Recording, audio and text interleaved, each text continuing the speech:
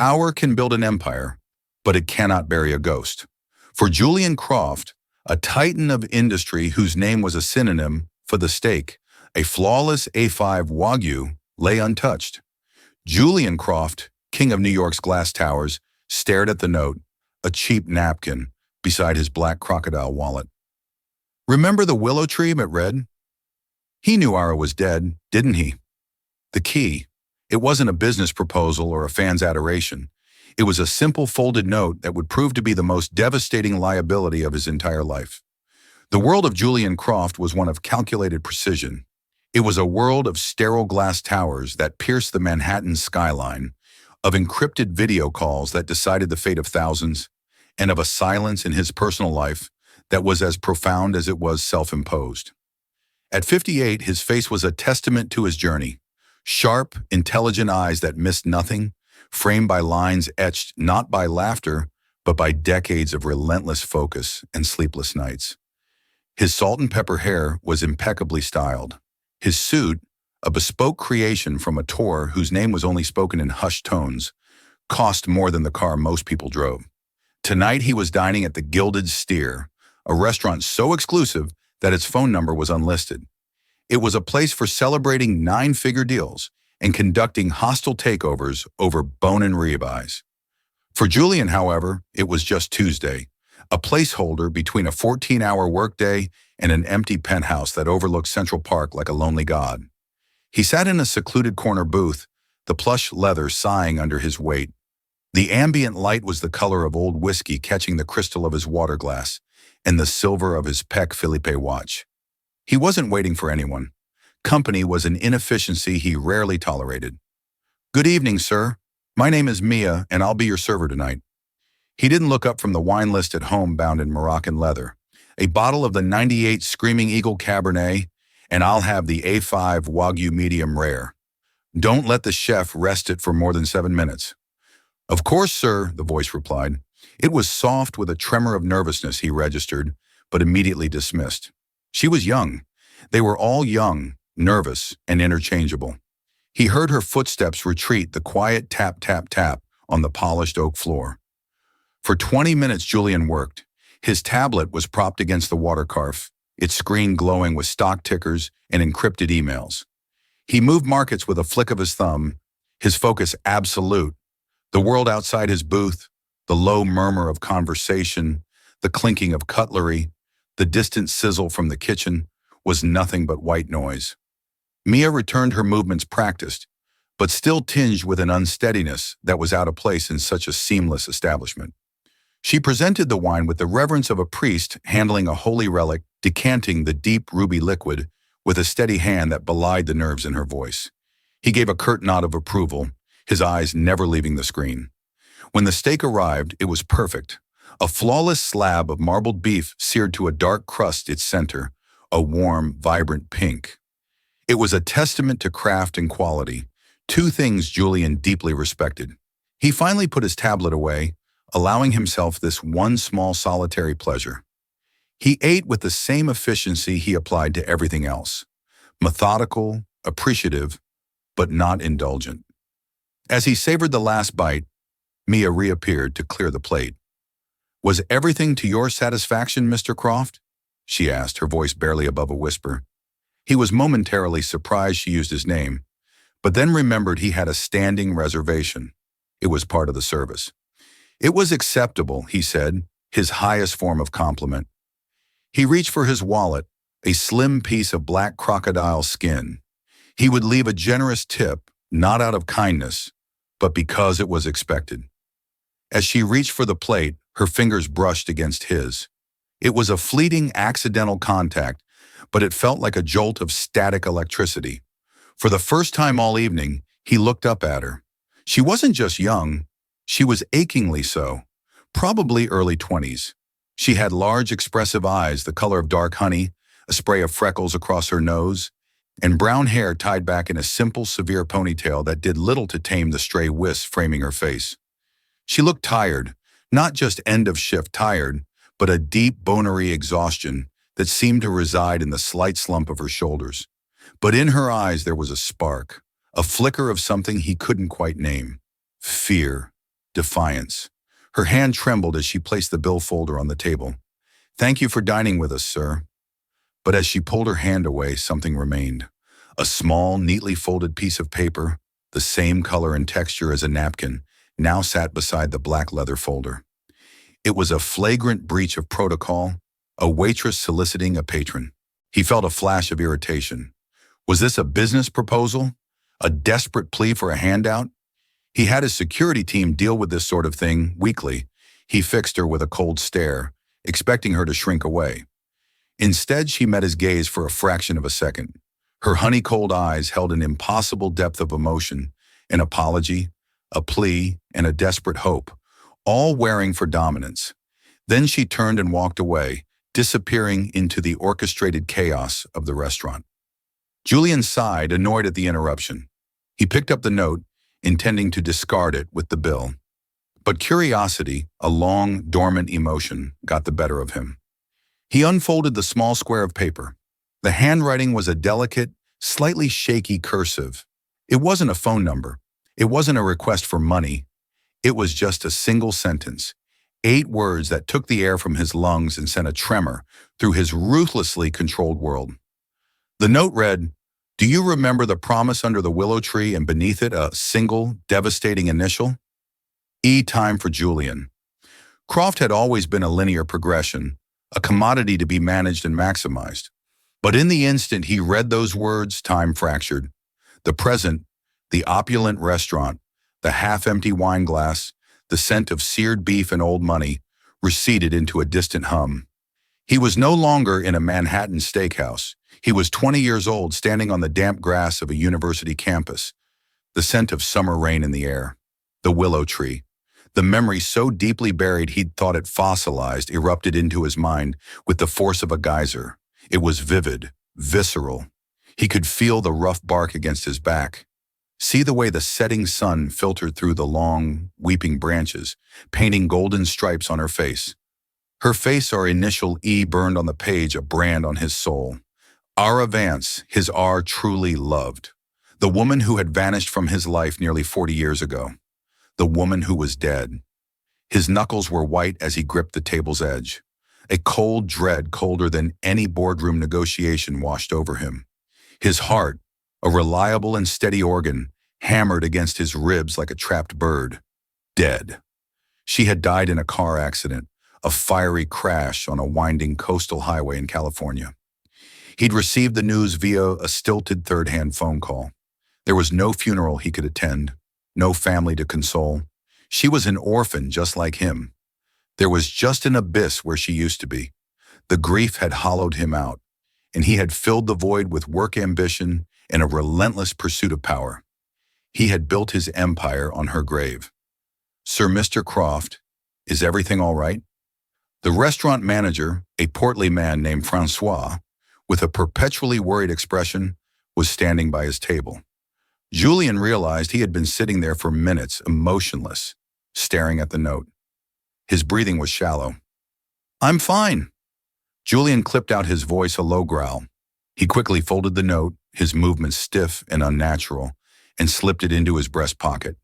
It felt like it was scorching the fabric of his suit. The bill. He signed the check with a hand that was not quite steady, adding a tip that was so large it made Francois's eyes widen. He didn't care. He needed to get out. He needed air. As he strode through the restaurant, his composure a carefully reconstructed mask. He scanned the staff. He was looking for the waitress, Mia, but she was gone, vanished. The moment the frigid night air hit his face on 6th Avenue, he pulled out his phone. His driver, a stoic man named Thomas, was already pulling the Maybach to the curb. But Julian didn't get in. He dialed a number from his secure contacts. It rang once. Chen. The voice on the other end was clipped alert. David Chen was the head of his personal security and corporate intelligence, a man who could find a ghost in a fog bank. "I need a name," Julian said, his voice tight. "A waitress. Her name is Mia. Works at the Gilded Steer. First name only. That's all I have. Young, early 20s, brown hair, honey-colored eyes." The description felt strangely intimate, and he hated it. "Consider it done," Chen said. There was no question of why. There never was. I want everything, Julian continued, his voice dropping lower as a group of laughing tourists passed by. Her full name, address, date of birth, social security number, work history, financial records, family, friends, her favorite Godam color. I want to know who she is, where she came from, and who she talked to this morning. And I want to know how she got this. He paused the note in his pocket, feeling heavier than a bar of gold. How she got this information? Chen's professional curiosity was piqued. Personal, Julian snapped. Deeply personal. This isn't corporate. This is something else. Understood. I'll have a preliminary report for you within the hour. Julian hung up and finally slid into the silent, leather-scented cocoon of the Maybach. As the car pulled silently into the stream of city traffic, the glittering lights of Manhattan blurred into meaningless streaks of color. His mind was a maelstrom. Who was this girl? Mia, a con artist, a blackmailer who had somehow unearthed the one secret, the one vulnerability he possessed. It had to be. Someone had dug into his past, found the story of Aura, and was now trying to exploit it. The idea filled him with a white-hot rage. He had built firewalls around his life, both digital and emotional. The thought that someone had breached them was intolerable.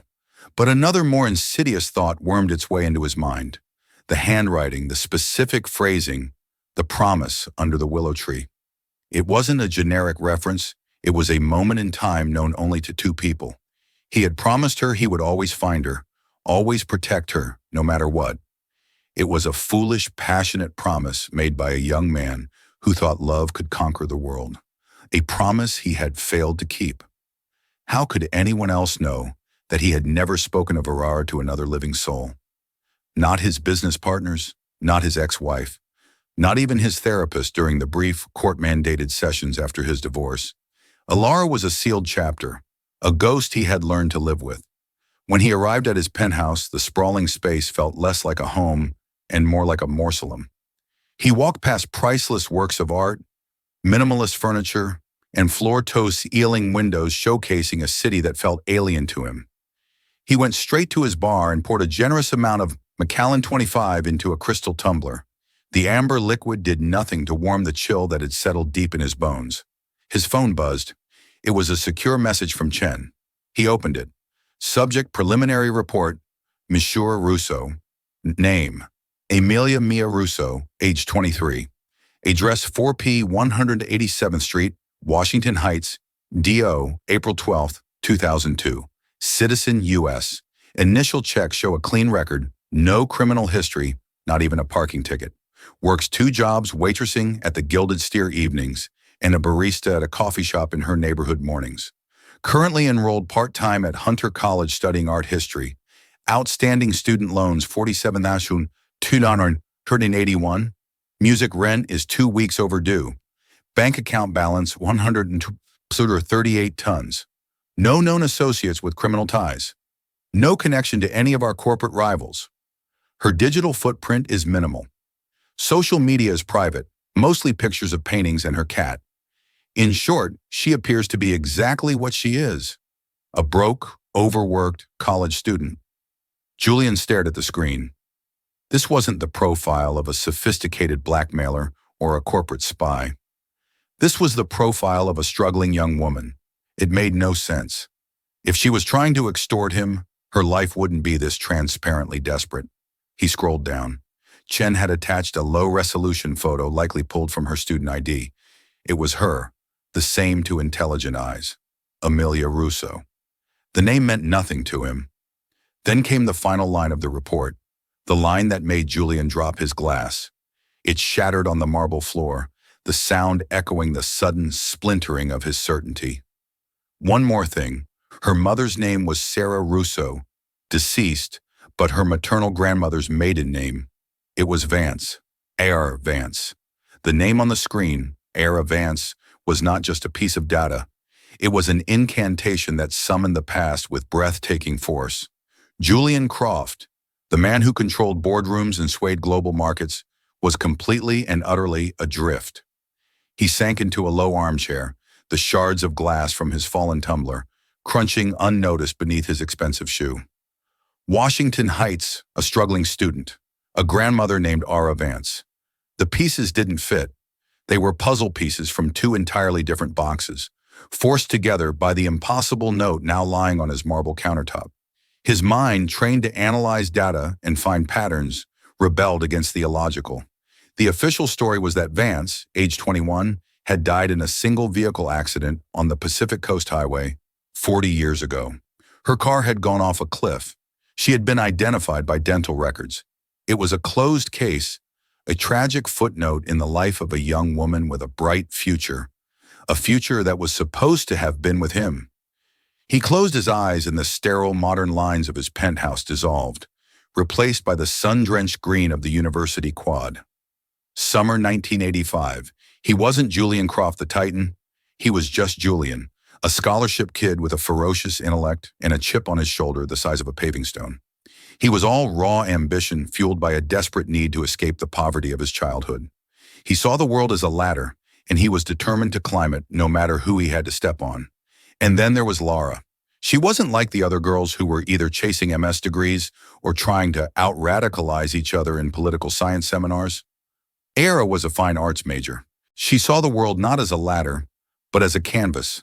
She found beauty in the mundane, the pattern of rust on a fire escape, the muted colors of a pigeon's wing, the way light fell across an old book. She saw something in him, too.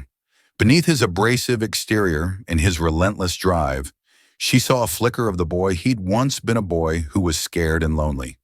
She challenged him, softened him, and for the first time in his life made him feel seen.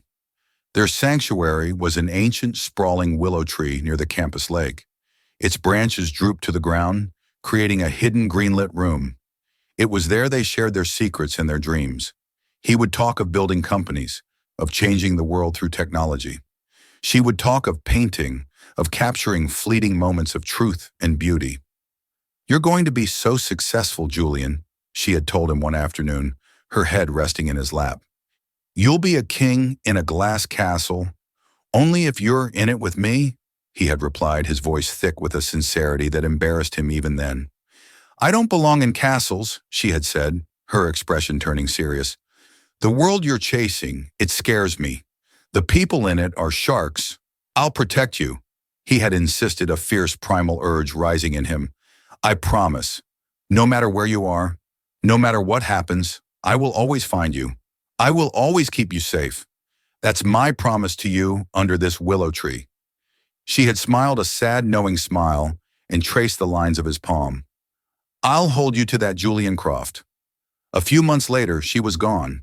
She had moved to California to pursue a prestigious art internship. They spoke on the phone every night. He was busy, consumed by his final exams and a business plan he was co-developing with his roommate, a brilliant but volatile programmer named Marcus Thorne. Then came the call, a police officer with a weary voice. An accident, a confirmation, a world ending. Marcus had been there for him in his own callous way. "Tragic," he'd said, clapping Julian on the shoulder. "But you can't let it stop you. We've got work to do, empires to build." And so Julian had built. He and Marcus founded what would become a tech giant, but their partnership soured into a bitter rivalry. Marcus was reckless, immoral. Julian was ruthless, but he had lines. They clashed, and Julian eventually forced him out in a legendary hostile takeover. The enmity between them was now the stuff of business legend, but Julian's success was always haunted by Ara's absence. Every achievement was tainted by the fact that he couldn't share it with her. He opened his eyes. The penthouse was silent.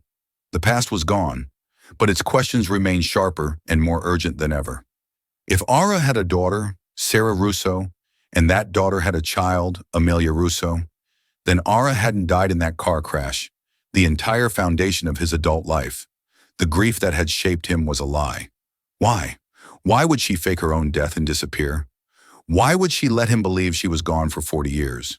The pain of that thought was a physical blow, a betrayal so profound it eclipsed the initial shock. And then a darker thought crept in, a memory of Ara's words.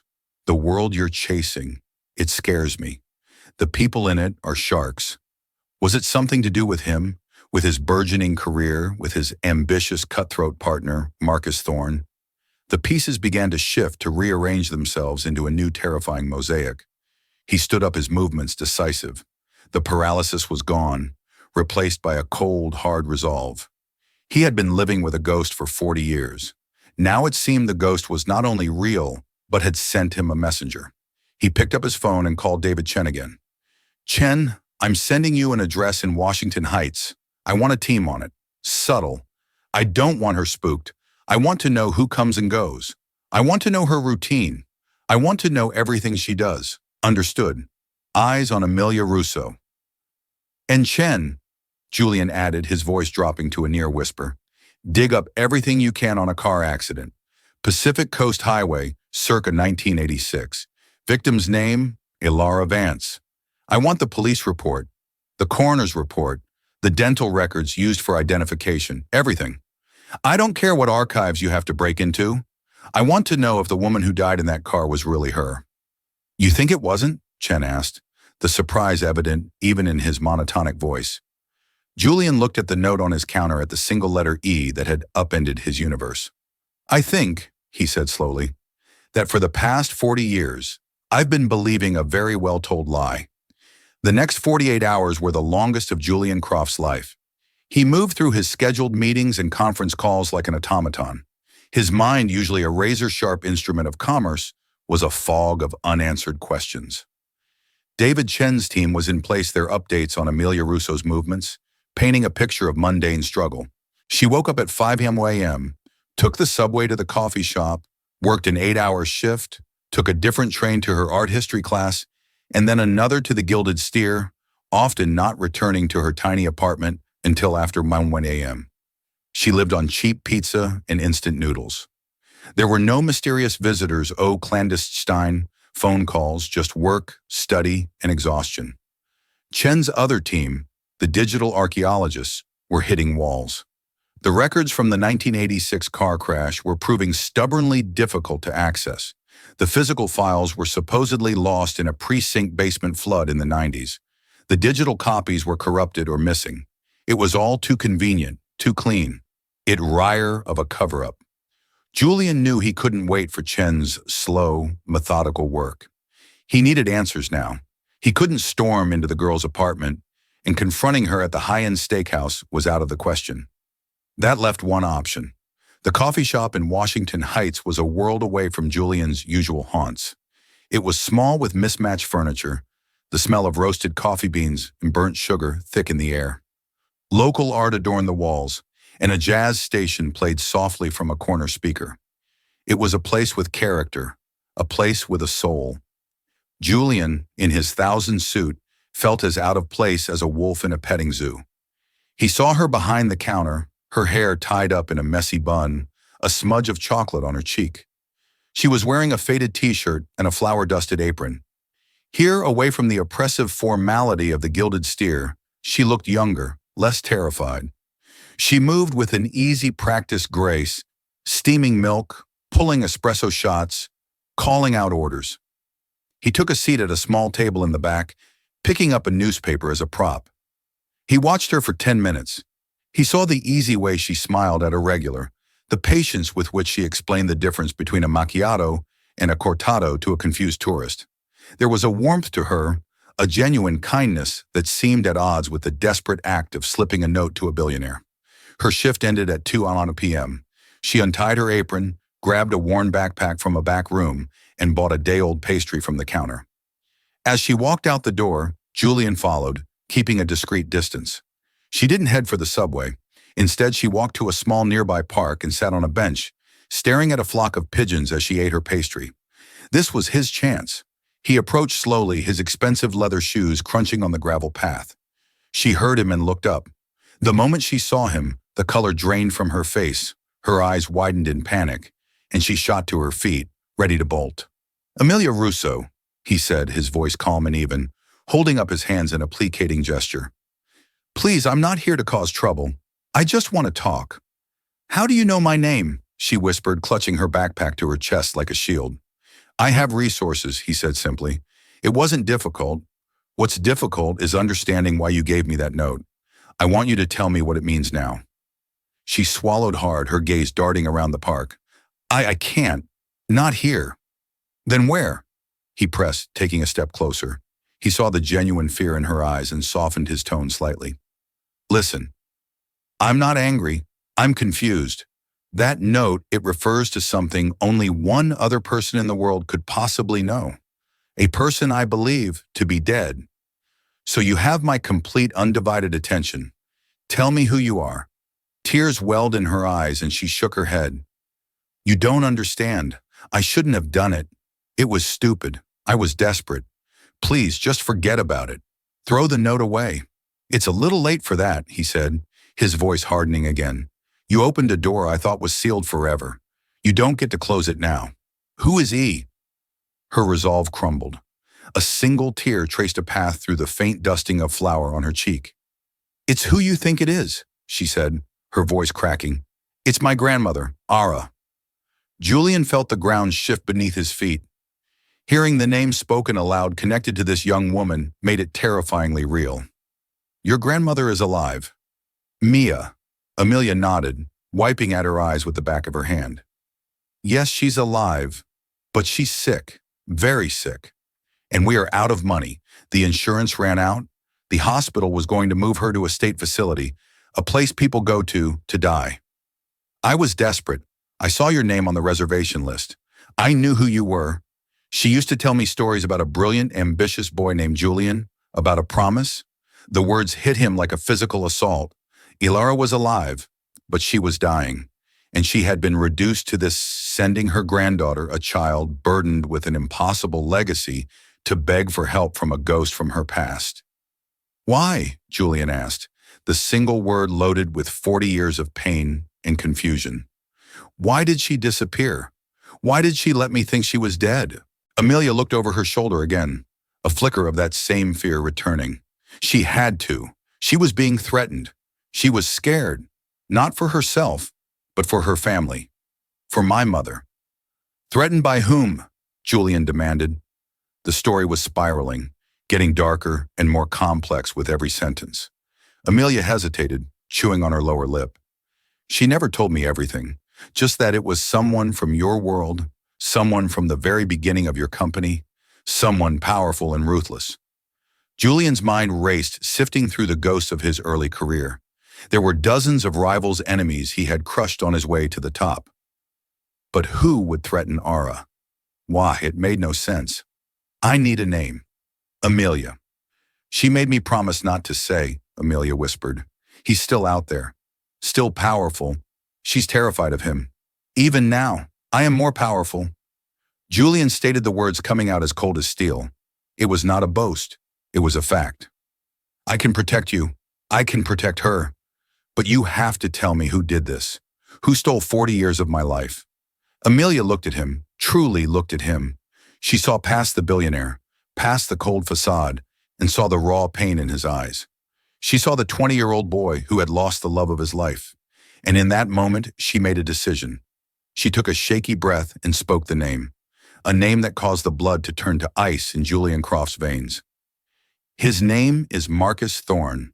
The name hung in the air of the small park, a poison that contaminated 4 decades of history. Marcus Thorne. Julian felt a dizzying sense of vertigo, as if he were standing on the edge of a precipice. It wasn't just the name of his co-founder, his former friend, his most bitter and hated rival. It was the sudden, sickening clarity that came with it. All the disjointed pieces of his past slammed into place, forming a picture of such monstrous betrayal that it stole his breath. Marcus and Julian, they had been the two sides of the same coin. Julian was the strategist, the visionary. Marcus was the charming, reckless salesman, the one who could sell ice in a blizzard. But beneath the charm, Marcus was a creature of pure, unadulterated avarice. He lacked a moral compass. In the early days, Julian had seen it as a necessary ruthlessness. Now he saw it for what it was, a pathology. He knew her. Julian said the words more to himself than to Amelia. "He knew about us. She said he was obsessed." Amelia whispered, sensing she had just lit a fuse. "She said he was charming at first, But then he got scary. He saw her as something you had that he wanted, a prize. When she refused his advances, he couldn't handle it.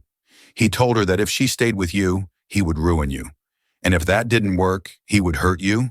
She believed him, the willow tree, the promise, I'll protect you. He had promised to be her shield, but he had unknowingly been the very reason she needed one. His ambition, his partnership with a serpent had been the threat all along. The car accident, the conveniently lost files. Marcus was wealthy and connected even then, bribing a few small-town cops a coroner. For him, it would have been trivial. He had forced Ara to fake her death, threatening to harm Julian if she ever tried to contact him. He had orchestrated the entire tragedy, then stood by Julian's side offering hollow condolences while celebrating his victory in secret. He hadn't just stolen Julian's love. He had weaponized his grief, using it to ensure Julian's focus remained solely on building the company, their company. A volcanic rage, cold and terrifyingly precise, began to build within Julian. It was the same controlled fury he brought to a hostile takeover. But this was different. This wasn't business. This was a debt of blood and time that had been compounding for 40 years. "Where is she?" he asked Amelia, his voice dangerously quiet. "A small nursing home in upstate New York. It's not the best place, but it was all we could afford," she admitted, her voice thick with shame. "I visit every weekend." "Not anymore," Julian said, pulling out his phone. He dialed a number. "Dr. Evans, it's Julian Croft. I have a patient who needs to be transferred to your private wing at Mount Sia immediately. Her name is Ara Vance." "Yes, Vance, I want your best team, your best room, and absolute discretion. A helicopter will be en route to a location I'm about to send you within the hour. Spare no expense." He hung up and looked at Amelia, whose face was a mask of stunned disbelief. "You're not going back to your apartment," he continued, already dialing David Chen. "You're not going back to either of your jobs. As of this moment, you are under my protection. A car will be here in 5 minutes to take you to a secure suite at the Four Seasons. Pack nothing. We will buy you whatever you need. You are not to contact anyone. Is that clear?" She could only nod, overwhelmed. "Chen," he spoke into the phone, "execute the Thorn Protocol." There was a moment of silence on the other end. The Thorn Protocol was a contingency plan Julian had created years ago, a doomsday file on his rival. It was a collection of every piece of dirt, every questionable deal, every legal gray area Marcus Thorn had ever been involved in.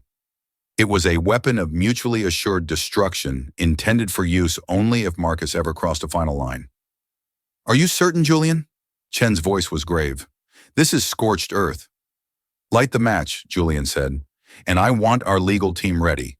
I also want you to find 2 people for me, a retired police officer from the Metairie County Sheriff's Department and a coroner from the same jurisdiction, both active in 1986. Find them. Offer them anything. Money, protection, and new life. I want them to talk." He ended the call. The gears were in motion. The full crushing weight of Julian Croft's empire was now being aimed at one man.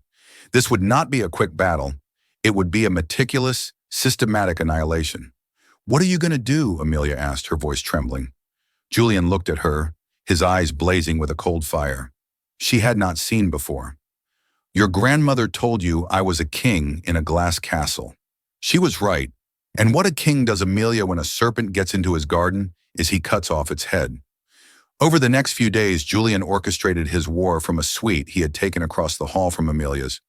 While she was being debriefed by his staff fitted for new clothes and speaking with the doctors who were now overseeing Ara's care, Julian was dismantling Marcus Thorn's life piece by piece. Chen's team worked miracles. They located the retired coroner, a man named Albert Wesker, living in a trailer park in Arizona. Racked with guilt and a gambling addiction, it took very little persuasion for him to confess. He had been paid $50,000 in 1986 to falsify dental records for a Jane Doe victim of a hit-and-run and switch them with Alaris. The money had come from a shell corporation that Chen's forensic accountants, armed with this new information, were now able to trace directly back to Marcus Thorn. The Thorn Protocol was unleashed. Anonymous tips were sent to the SEC regarding stock manipulation. Evidence of insider trading was leaked to the Wall Street Journal. Key engineers at Thor Industries were poached with astronomical offers. A major European contract Thorne was about to sign was suddenly and inexplicably canceled after the CEO received a dossier on Thorne's unethical labor practices in Southeast Asia. Marcus Thorne was bleeding, and he had no idea where the attacks were coming from. He was flailing, his paranoia growing. He was calling Julian, leaving furious accusatory voicemails. Julian ignored them all. He would not give Marcus the satisfaction of a confrontation until the time was right. The final piece fell into place on a Thursday afternoon. Amelia, looking there through a box of her grandmother's old things that had been brought from the nursing home, found a small leather-bound journal. Most of it was filled with sketches and notes about art, but in the back there were several pages written in a frantic, terrified scroll. It was Lara's account of her last days before she died. It detailed Marcus's threats, his chilling words, his specific demands. It was a confession written by the victim. It was the nail for the coffin. Julian had the journal authenticated. Now he was ready. He sent a single text message to Marcus Thorne. "My office ready in 1 hour. Come alone." He was going to enjoy this. Marcus Thorne strode into the lobby of Croft Innovations like a conquering general, but Julian, watching on a security monitor from his 80th floor office, could see the cracks in his facade. The arrogant swagger was still there, but his eyes were constantly scanning. His jaw was tight, and there was a sheen of sweat on his brow. He was a predator who sensed a trap, but was too proud to avoid it. Julian's office was a monument to minimalist power. It was vast and uncluttered, with one wall made entirely of glass, offering a breathtaking panoramic view of New York City. The only furniture was a massive obsidian desk and two starkly elegant chairs facing it. Julian sat behind the desk, not in his usual high-backed throne, but in a chair identical to the visitors. He wanted them to be on equal footing for this. He wanted to look Marcus directly in the eye. The door opened and Marcus entered, flanked by two of his own bodyguards. David Chen and another of Julian's men stepped forward, blocking their path. "Mr. the Croft is expecting Mr. Thorne alone," Chen said, his voice flat and unyielding. Marcus waved his men off with a flicker of irritation. "It's fine," he snarled. The door closed, leaving the two men alone. The silence in the cavernous office charged with 40 years of animosity. "Julian!" Marcus began, his voice a low growl as he paced in front of the desk. "Whatever game you're playing, it ends now. My company is under attack. My life is being systematically dismantled. I know it's you. This has your stink all over it. Cold, precise, cowardly." Julian remained silent, his hands resting calmly on the desk. He simply watched Marcus, letting his rage and paranoia fill the room. "Is this about the Henderson deal?" Marcus spat. "Or is this just your ego so fragile that you can't stand to see me succeed? After all these years, you still can't get over the fact that I built my own empire after you threw me out of yours." "Sit down, Marcus," Julian said. His voice was quiet, but it held an authority that made Marcus halt his pacing. He glared at Julian for a moment before sinking into the chair opposite the desk. "Talk," Marcus demanded. Instead of talking, Julian tapped the surface of his desk. A holographic display shimmered to life between them, showing a high-resolution scan of a page from a journal. It was handwriting. Marcus's eyes flickered toward the display. A tiny, almost imperceptible muscle twitched in his cheek. He feigned indifference. "What is this poetry?" "It's a confession," Julian said softly. "A very detailed one about a young man who was so twisted by jealousy and entitlement that he threatened to destroy the woman he supposedly wanted and the man she loved." Julian tapped the desk again. An audio file began to play. It was the scratchy, recorded voice of Albert Wesker, the former coroner, detailing how he was paid to switch dental records on a Jane Doe to fake a death.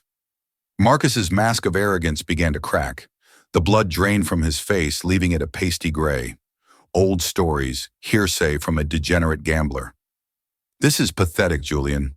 This is what you have." "It's a start," Julian said, his voice remaining chillingly calm. He brought up a new file, a complex web of financial transactions tracing the $50,000 bribe from Marcus's offshore account to Wesker. "The SEC will find this particularly interesting, especially since that same account was used for the insider trading you committed last year." Marcus stared at the evidence, his breathing growing ragged. He was trapped. He knew it. The predator was finally in the cage.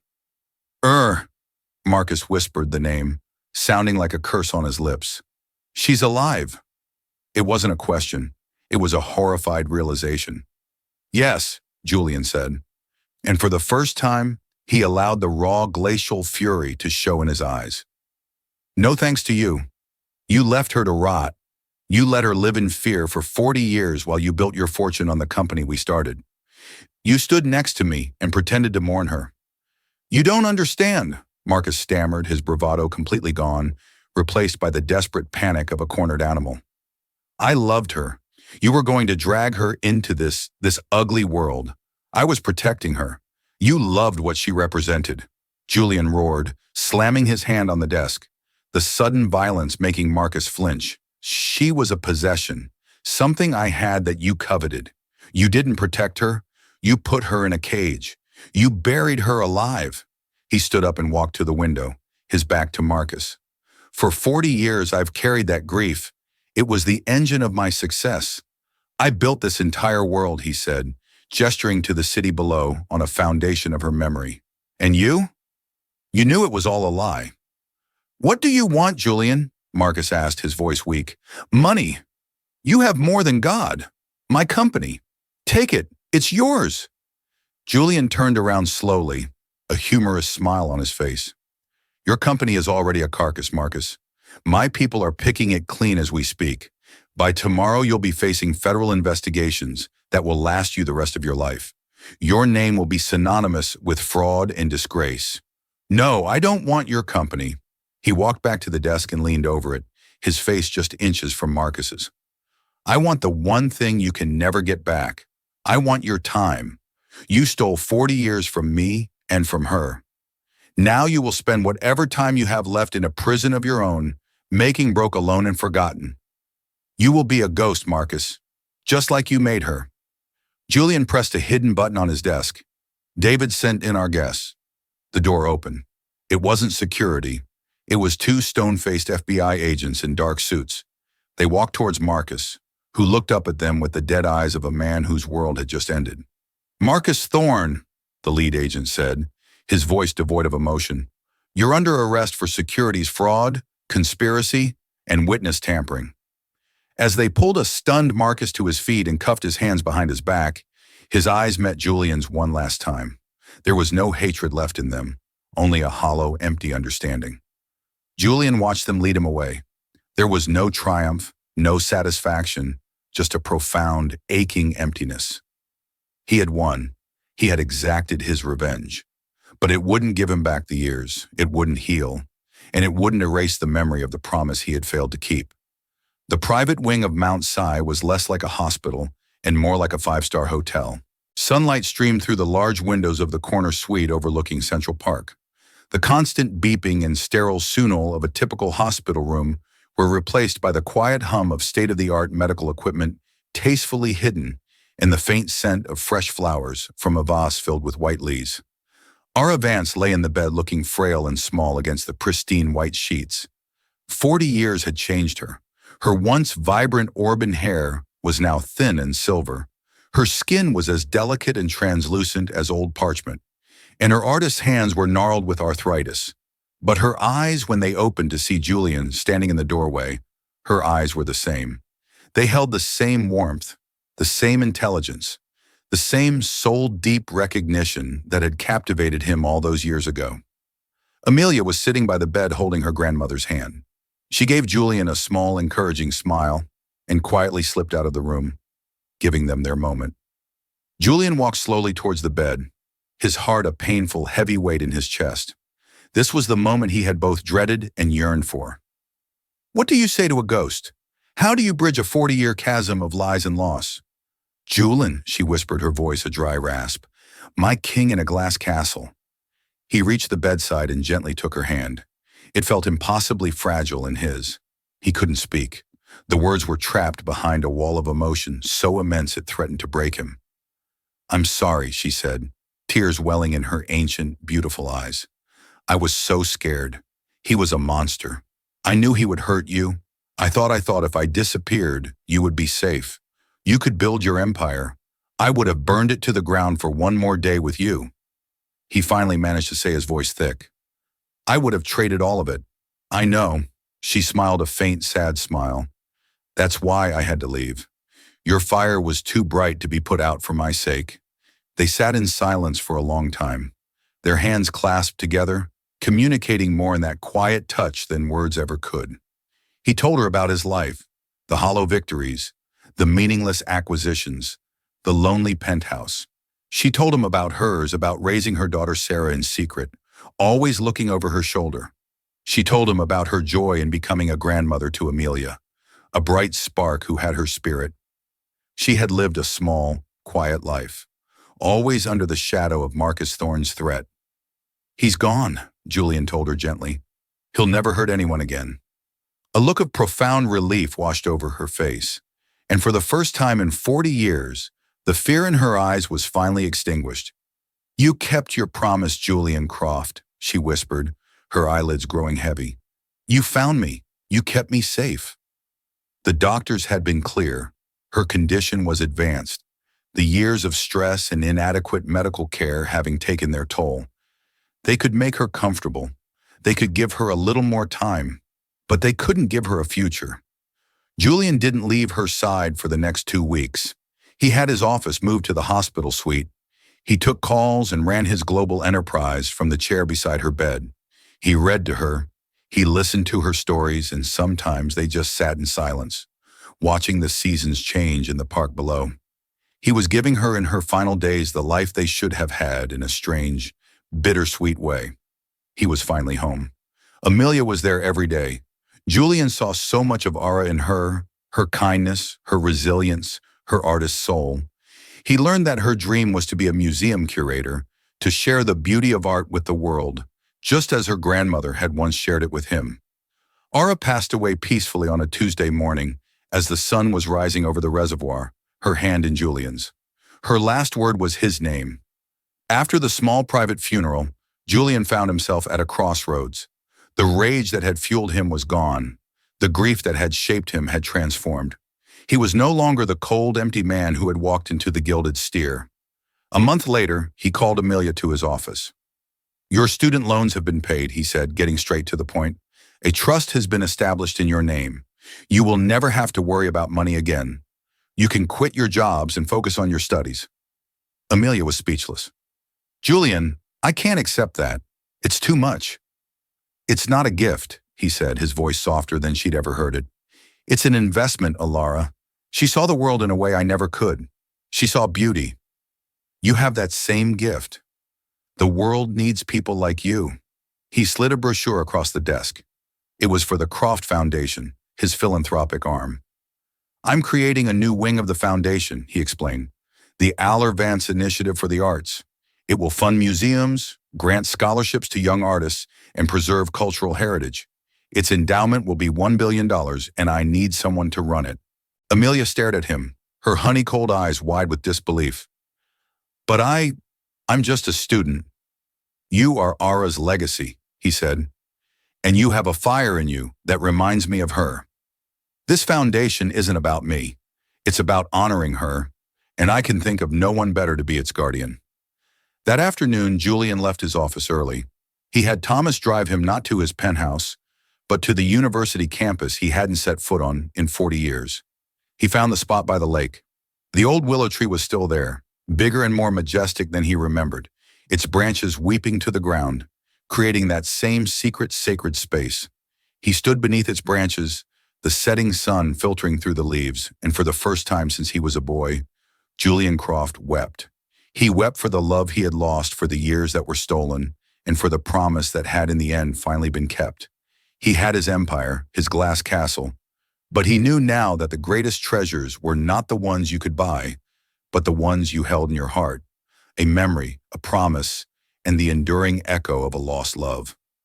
Julian Croft's story teaches us that no matter how high we build our walls, no matter how much wealth we accumulate, a single echo from the past can bring it all tumbling down. It's a powerful reminder that our lives are defined not by our successes, but by the promises we keep and the love we hold on to. He was a billionaire who could buy anything except a second chance. But through a simple note passed by a struggling waitress, he was given something far more valuable: redemption. He found that true wealth isn't in a stock portfolio, but in honoring a memory and shaping a better future. What did you think of Julian's journey? Was his revenge on Marcus justified? And what does it say about the promises we make in our own lives? Let us know your thoughts in the comments below. If this story moved you, please give this video a thumbs up. Share it with someone who loves a powerful story. And don't forget to subscribe to our channel for more real-life dramas that will leave you speechless. Thank you for listening.